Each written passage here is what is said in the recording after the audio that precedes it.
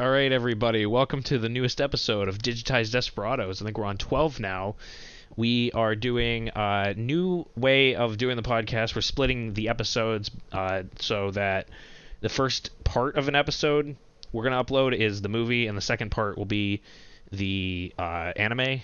So this will be, I guess, 12A, as Connor wants to call it. It's so better. this is It's 12A 2001: A Space Odyssey. So I guess let's just get right into it. There's no other difference besides we're splitting them. Yeah, we're still just splitting recording them up. The second half will have our newest picks for next week. We'll put it in the description. Yeah. All right. So 2001: A Space Odyssey, Stanley Kubrick, Arthur C. Clarke movie, co-written along with the book. 1968. Yes. Because I'm this guy now, and I love doing this.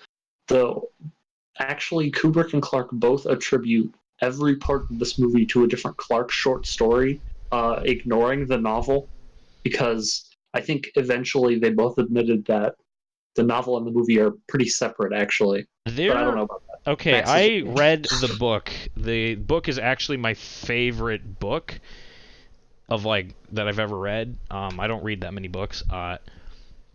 But the overall plot is the exact same. There are some minor... Explain stuff, right? It explains some stuff a lot more, and also there's some minor differences. Very minor. Well, yeah, the ending, but we'll get to that. The ending, they explain better, but it's basically the same, actually. Well, I was more talking about... I guess we'll get into it right away. Okay, we're just going to go right into the surrealist ending of 2001: A Space Odyssey. I'm not talking about the ascend part. I'm talking about the part where the baby explodes the satellite. I only read doing this immediately? Okay, yeah. So the end of the novel, it says that it doesn't say it, but it says he. Okay. So the idea of the end, I can't. I have to. David. Okay, so I have to preface this with my interpretation of the ending, which I believe is the intended one. So, extraterrestrial beings have ascended beyond regular consciousness to this new omniscient kind of higher level through their technology, and they have shared that through the monoliths, as far as I can tell. And at the end of the movie, David comes in contact with the monolith and ascends himself. And he's shown at the end of the movie as a giant baby in space, known as the Star Child. That's consistent between the book and the movie. In the book, however, it explains the events of him seeing something in the sky and he explodes it. I always interpreted that as a nuclear bomb, but yeah, that wasn't in the movie.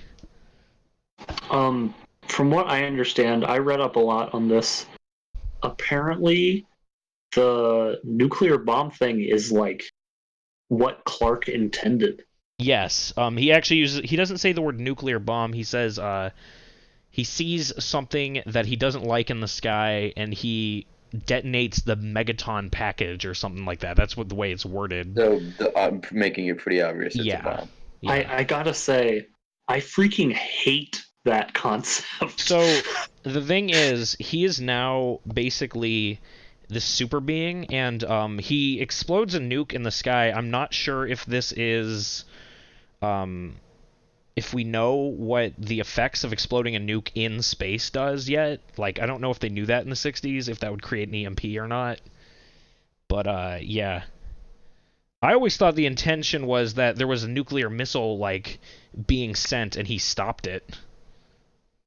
Well, yeah, the intention is that he's looking over humanity and thinking, nuke bad, and I don't like it. I think that's way too heavy-handed. You don't need ascending beyond human thought to realize that nuke bad. It leaves it very open. Okay. It leaves it very open at the ending, and I think the actual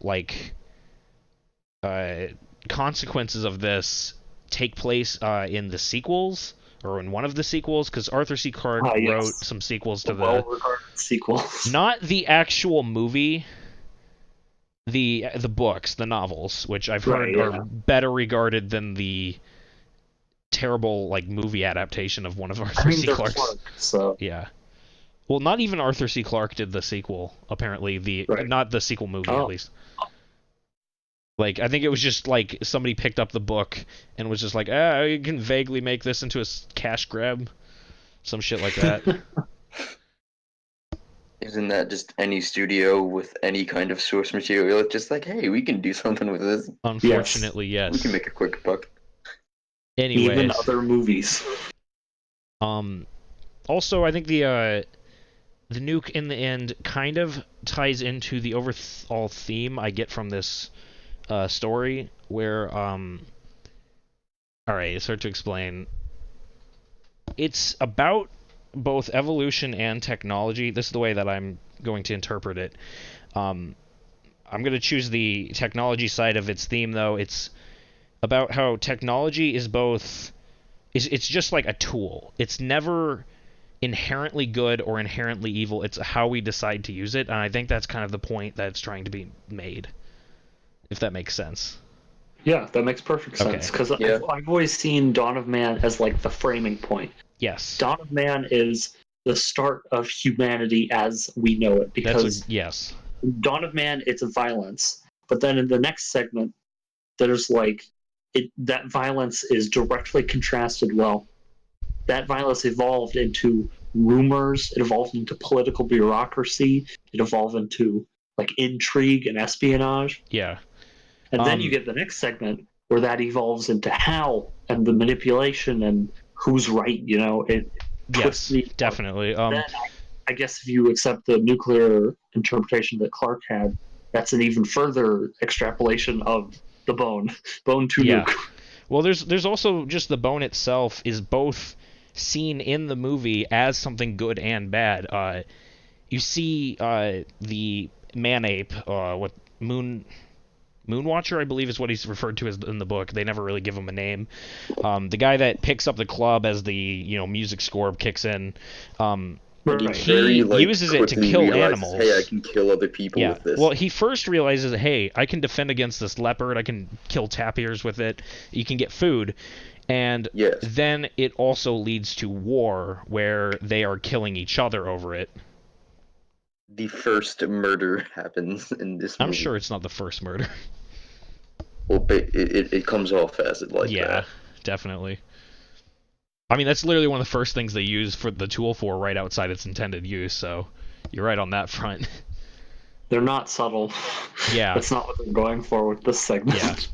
The rest of it, maybe, but yeah. There was something kind of subtle. I was watching this with a friend, and he kind of pointed out the people holding the clubs were, like, standing more upright than the other ones. I don't know if that was intended or not, but it kind of looked like that. I don't know. There were a Well, I lot mean, of are the ones that with the bone the ones that came into contact with the monolith earlier? I think so. Yeah. So That second is twins, one- They're smarter and at least slightly Yeah. more evolved. Yeah, because that they came was into another contact. thing explained better in the book. The monolith actually taught them how to make and use tools. It describes the man-apes seeing concentric circles or something, essentially a target shape to throw a rock at or something like that, to learn to use tools. They never went over any of that in the movie. I think It's they just don't- sort of I don't think implied they- in the movie that the I- monkeys encounter the monolith, and then I next don't thing you know, they're using tools. I don't think you need a description. I think Yeah. it works a lot better with just Visual. foreboding monolith and Well, then the intelligence. intro is much longer in the book, so I don't know. Also, I just want to say about the monkeys, those are really good suits. Yes. And the actors do a very good job of just portraying these just basic monkeys. The only I problem don't know well how the done. mouths move, honestly. Yeah, it's a really well done practical effects. I don't like the eyes, but everything Yes. else Those is are really eyes. The eyes are because that's just the people's eyes Yeah. behind the mask. It's kind of obvious that you can see them by eyes, but I don't so I was looking at this. The mouth moves, but also the lips in top of the mouth the move lips separately. are really I don't know different. how that works. I don't know how they made controls for that. It's probably simple mouse controls. Yeah. I But don't know. remember, this is 68, This is and this also is like the Kubrick. start Yeah. of just the amazing like sort of stuff that's done in this movie. If we want to talk about the amazing shit done in this movie right now, we have to go right to the circular room. Yes. Where, okay, so there's a scene where this guy, I think this is Bowman at this point, right? It's David. Yeah, David. He's walking around in this big circular space station or spaceship room, and it's a one continuous shot of him walking in a complete 360-degree circle upside down. And if you know how this movie was shot, it's literally the camera is like static, and the entire room is a rotating hamster wheel. Yep. But it looks amazing. I have now, to. 50 years later, it looks great. So, credit where it's due. That is great. Now, this also leads to, I think, what we can all agree is a big flaw in this movie. They were too damn proud of their special effects. Oh, yeah. Oh, yeah. And this movie is 2 hours and 30 minutes long because of it. You can cut an hour and it would be the same movie. Yes. So what are you saying? You're referring to the miniatures, I believe? Yes, there's so many establishing shots. There's so many just like shots of just David's face looking at controls. Yeah. Oh god, I hate the David face segments. They would have been fine if they weren't so damn into long. The beyond. Yes, definitely that. Yeah, you could have cut that.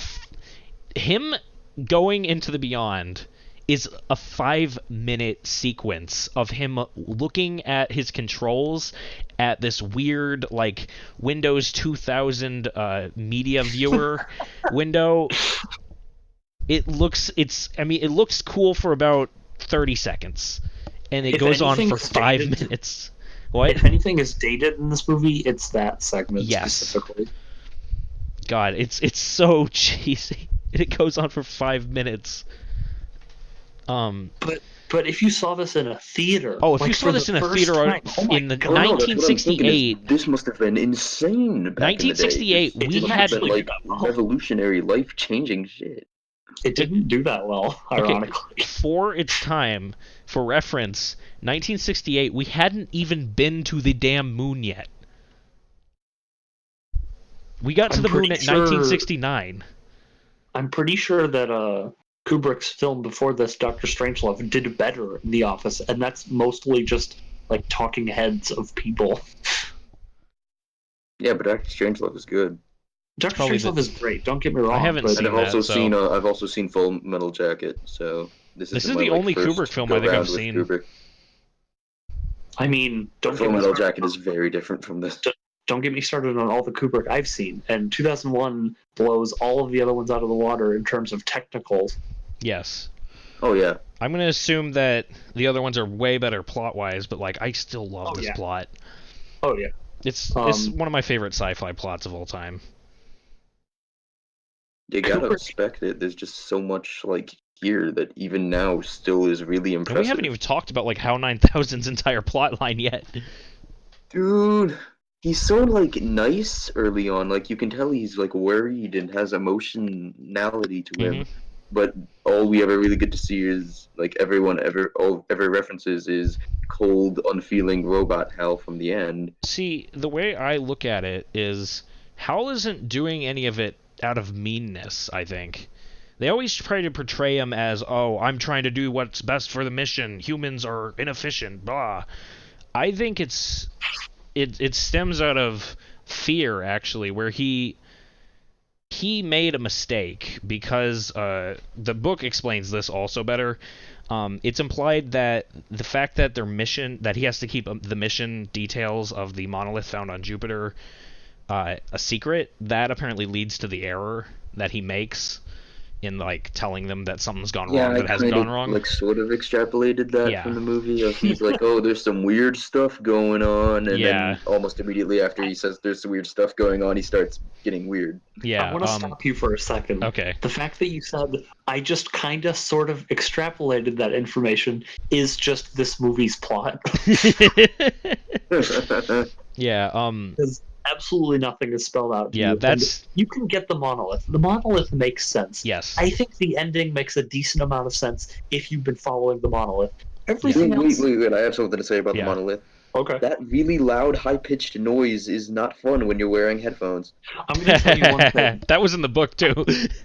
I was listening to this while watching it with like That speaker, hurt, man. and I turned down the volume Me too. really low. Yeah. Like 20 times. Same. But yeah, no, that wasn't fun. I took my headphones off for that bit, rest of that bit. Yeah.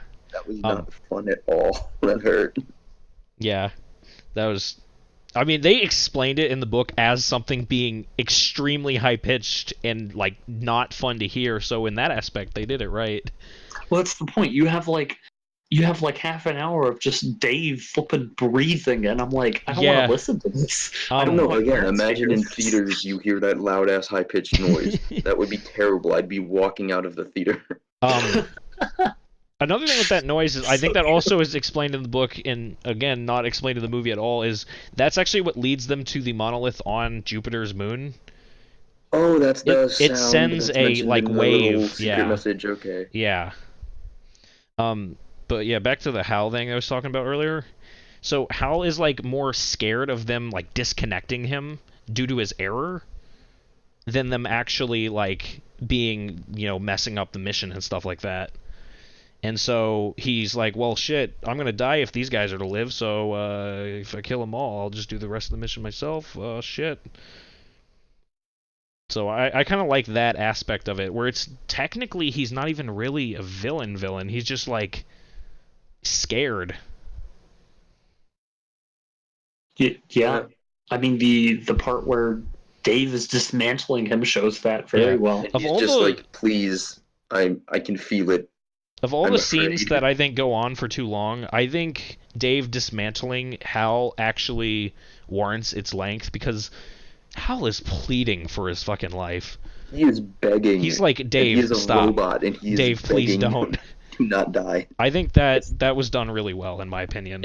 If that was the only drawn out movie and Yeah. scene in this movie, it would be a really good movie. Yeah, can we talk about But no, you need all the panning landscape shots while Dave is being sent through the infinite before he can we goes talk up about there. Pool's death?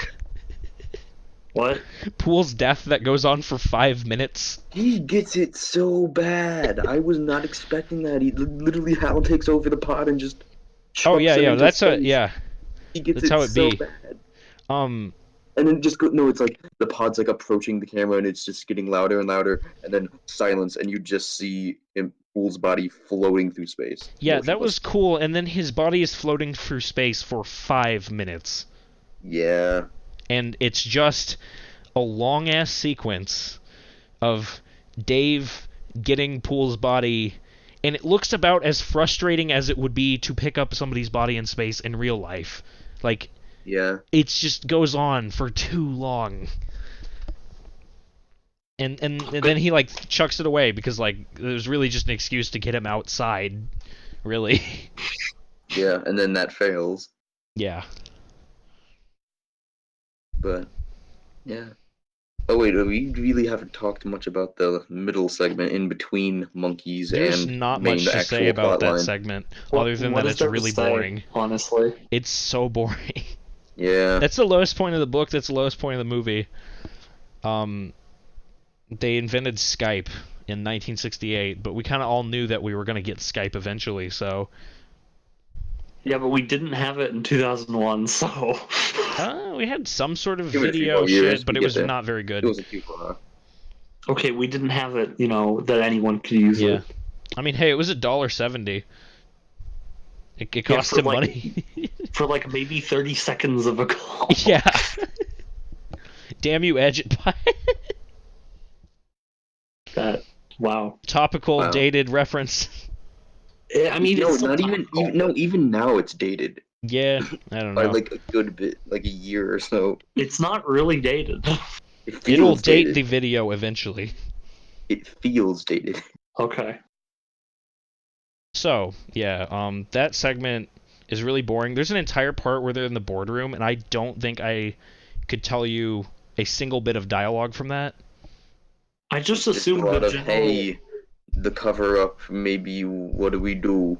the general feeling of that scene and the scene where he's talking with the people he knows. The Russians. Sure. Yeah. The whole impression I got from that is that like this is the next stage of humanity. It's bureaucratic. It's annoying. Nothing's getting done. Humans are sabotaging each other because of Well, yeah, probably- that's how it be. Well, yeah, that's it. The It's only very thing I boring. really don't took like it. away And from they that go to scene. the moon to see the monolith, and then I get ear raped.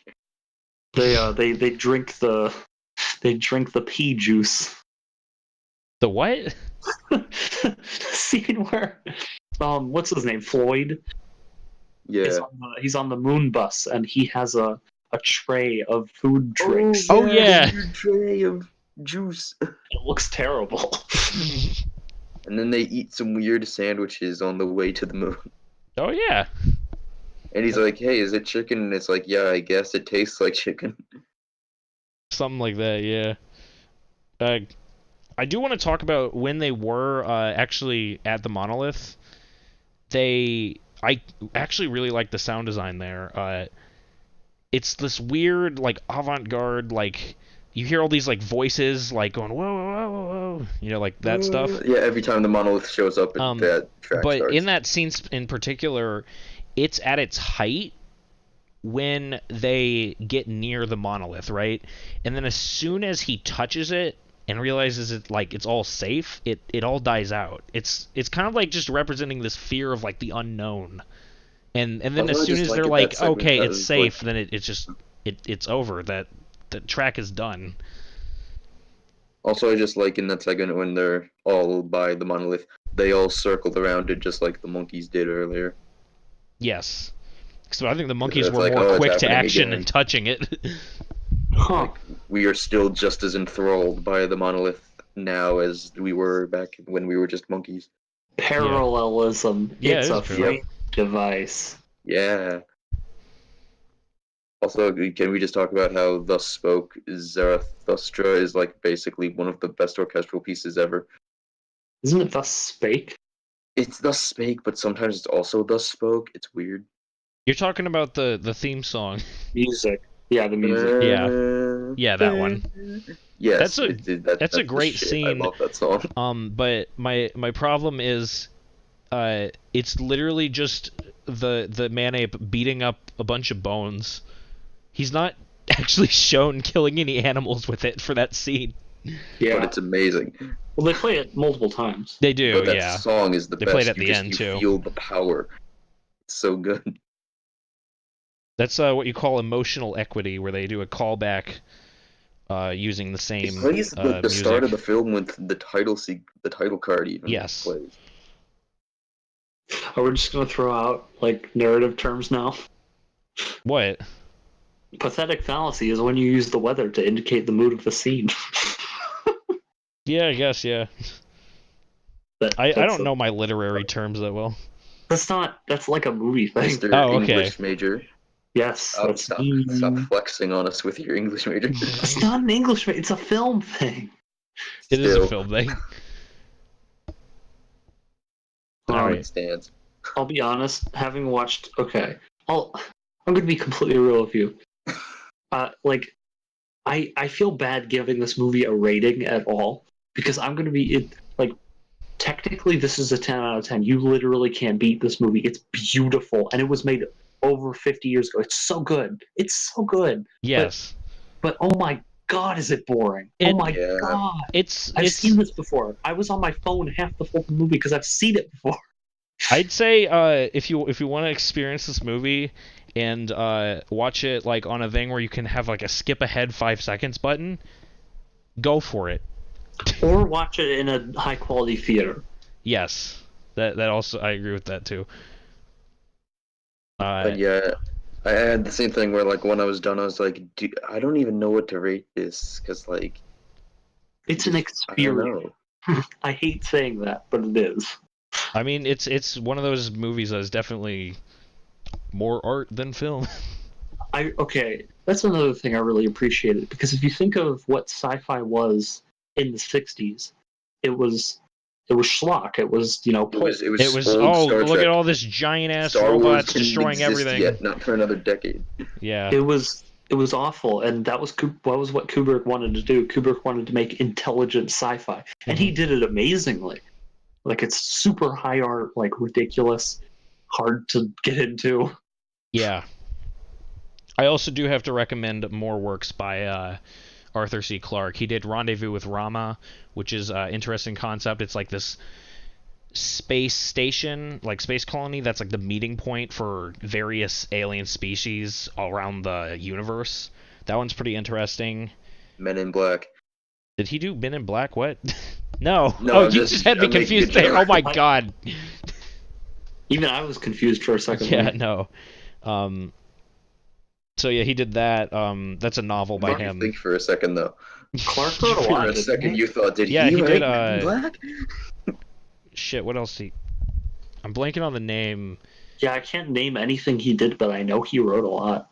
He did, of course, the other Space Odyssey stuff, and he did, like, even his first short story that I read, which the name escapes me right now. It's like a bunch of humans. It's the sun's about to explode, and a bunch of these aliens, like from like this alien like help, like outreach program, I guess. They come to Earth looking for the beings that live on Earth, and they can't find anybody, even though the sun's about to explode. But there's still like all the infrastructure that humans had, and they see like off in the distance by the end of the story that there's this shitty ass like human made spaceship that can't even go like light speed or anything, making this last ditch effort off the planet. And they're like, wow, they just tried that. And I'd have to explain the whole story, but it's a good story. Hang on, I just found a Wikipedia plot synopsis of the third and fourth Odyssey books. They get crazy as far as I'm aware. So Odyssey 3 is about basically That's 2010, just about right? the same. What? That one's called 2010, right? No, it goes 2001: A Space Odyssey, 2010 Odyssey 2. Yeah. 2061. Yeah, Odyssey that's what it was. 3, And then 3001. the final Odyssey. Yes. Oh my Odyssey God. 3. Odyssey 3 is basically from this synopsis, which you can't trust Wikipedia, but this is what it says. It's basically just the same thing happening in Dawn of Man, but on Europa. It all comes full circle. And then 4, the final Odyssey, is about humans technologically reviving Pool. Yeah, I think I remember seeing something about that. Why Like would you bring him Pool's back? body What does he doesn't have to like offer? burn up in the atmosphere. It lands on like Mars or something, or not Mars. Neptune. It's in the orbit of Neptune. Yeah. He floats all the way to Neptune? Are you serious? Why would they bring him back? What does he have to offer? He's just a frozen dude. I mean, technically speaking, they wouldn't have known anything else about what happened to that mission because Frank's freaking ascended and Hal is dead, Dave. and everybody And the else is communications dead. are gone. Or yeah, Dave's ascended. Dave's So to be ascended, fair, the there would be comms are some gone, useful Hal doesn't information out of exist. Frank. But yeah, it gets crazy. I hope they're good. I haven't read them, so I can't say anything for those. Yeah, same. I need to read some Clark. Yeah. That's it. End of thought. The only note that I haven't really touched on is the scene. This is just a really random scene, but I had to take note of it because it made me laugh. There's a scene where Frank is just he gets the message saying happy birthday to him, and he's just chilling in his underwear with like red goggles on, but he's also he's, like, wearing shoes sunbathing. and socks in his underwear. And It's fine. Sunbathing or it just something. made me really like, why are you wearing the shoes and socks? I actually have a few notes I didn't All right. get to. Okay, first of all, when the movie started, I thought my TV wasn't working. Oh yeah, it's like completely my black for a first bit. note is we begin with me staring into a black screen for 3 minutes while the score plays for a little bit, and then the MGM logo shows up. I'm gonna be honest, I skipped through that part. Yeah, I mean, didn't know that was coming, so I just I watched sat it on my through it. PS4, and I don't know the controls. I don't know if I have a skip 15 seconds or something. I bought I it would have used on, it. or I rented it off YouTube, and you can like, on YouTube you can like put your mouse on the bottom bar and see like what the thumbnail is at that part. Yeah, preview. I had the privilege of that, so. Well, I mean, I needed a big screen, and I'm like, I gotta watch it on a big screen at night, you know. My With the biggest lights screen off. is my computer monitor, so. Right, I forgot. I just watched it literally now on my laptop. So, Okay, my other notes are, if you really like Dawn of Man, I have to recommend another art movie called Quest for Fire. It is French-Canadian, 1981. It has no coherent dialogue and is exclusively about early man, just kind of living. That sounds pretty good. It's weird. It's I wouldn't call it good, but okay. if you really, really, really like Dawn of Man, that movie is just like, imagine like An entire hour and a half of that. 10, 20 years after Dawn of Man, an hour and a half of that. The hard sell here. It's very strange. Also, I know you guys are gonna love this. If you really think about it, if the words Metal Gear, okay, that works. No, Gurren Lagann is just 2001. Huh? I mean, you do got the whole ascending, and you have the whole weird surrealist ending, which that didn't need to rhyme. I'm sorry. Is Hal the anti-spiral? I mean, well, Hal is the embodiment of self-doubt. He doubted himself. Damn. The monolith is the spiral and the spiral energy. All right, that is a little far. To the peaks. Yeah, it does. I mean, I think it works. I don't remember the scene where Frank tells David, "Hey, dude, you gotta believe in yourself because." I mean, don't believe in yourself. Believe in me. Believe in the me that believes in you. Yeah. I mean, I was just gonna say if we were gonna talk about a Metal Gear thing, David gets old at the end of both of them. Actually, wow, I just said actually. That was unintentional and not gonna be used in that way. Okay, so basically, I'm Monkey. Hal in Huey Emmerich, or not Huey, fucking Otacon, his real name is Hal Emmerich, and Snake, his real name is David Hayter, and so it's David and Hal, which is a direct reference, so Metal Gear, Otacon sure. calls it out in one thing in Solid 1. Now, Connor, can I talk something about Metal Gear Solid Peace Walker, because there is also a reference in there. Go for it. Okay, so there's these boss AI cores, there's a bunch of different giant walking tanks, and the boss AI cores that you have to destroy to beat the tanks, essentially. At the end of every boss fight, you have to go in and rip out the AI cores, and it's like a direct reference to 2001. Do they sing Daisy? No, they don't sing Daisy, but they do have like a mental breakdown. Okay, I have one last tangent that you guys won't really appreciate, but you'll get it someday. The ship layout, specifically in the Hal David segment, is very clearly inspired Cowboy Bebop's ship layout. They do a lot of the octagonal hatches in place of doors and floating through them instead of there being a fake gravity or something. Yeah. Max would appreciate that more since he's. I've seen a little some bit of it. I haven't finished Cowboy Bebop yet, but yeah. Maybe we'll watch it. Eventually. Mayhaps someday. Well, we'll know what we're gonna watch the dub, but we can't just talk over dub.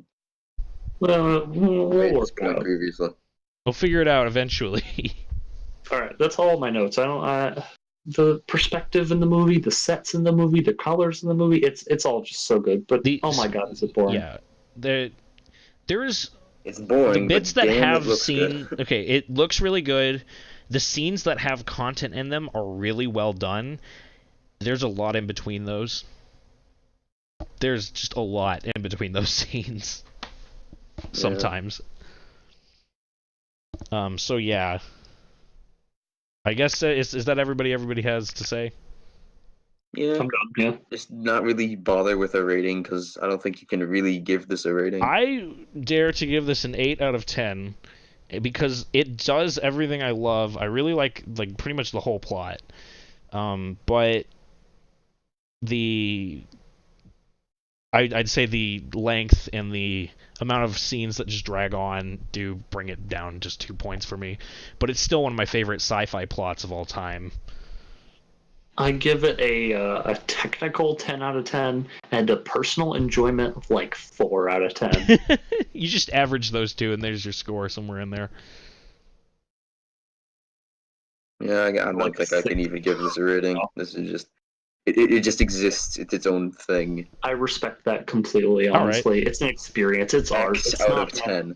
It's meant to get an emotional reaction out of you. It's not meant to be yeah, this is fun. It's not fun. I still find it fun. I think that's why I'm able to rate it. I still find it, enjoyable. Did you say it's the most Kubrick movie? I didn't say that. Well, Mitch, am I wrong on that? No, it's definitely not. Is it Shining? I think Kubrick is just does everything. He's just Have you heard? That all the time. This is probably going to date the video even more. Netflix apparently just bought the rights to Kubrick's last film. He'd never finished. Isn't that AI? His last film was AI. No, it's the last thing he worked on, or something. He worked on something past AI. He was working on AI when he died. Was it Stanley Kubrick? I think I might be looking at the wrong director. Oh, you might be losing your sanity.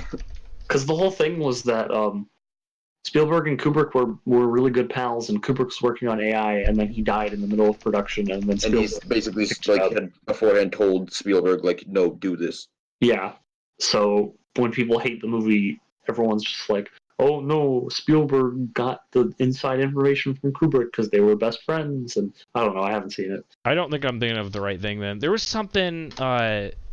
I don't know what director it was, but Netflix just bought the rights to their last unfinished film where they had all the footage, but they never, were able to finish it, kind of situation. And the plot was weirdly similar to the actual events of what happened, where the plot was about a director that died halfway through the filming of their movie or something like that. It was something really weird. I gotta look up that more though. Yeah. But anyways, I think that's it for the first half of this episode. We will be moving on to the anime in the second half, the part B of this episode, where we will talk about Mobile Suit Gundam, the 08th, there's a 0 in front of it, MS team.